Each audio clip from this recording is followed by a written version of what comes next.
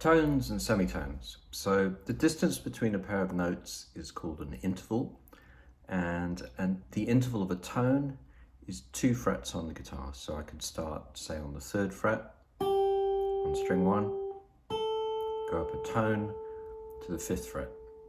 That's 2 frets, it's a tone. And a semitone is half that, so it's just 1 fret.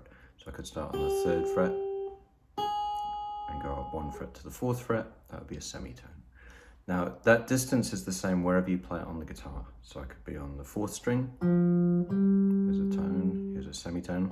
I could be on the 2nd string, it's a tone. And it gets a little bit confusing when you look at open strings. You just have to remember that you're starting from nothing. So up a tone from the open string would take you to the 2nd fret. Up a semitone would take you to the 1st fret. Easy.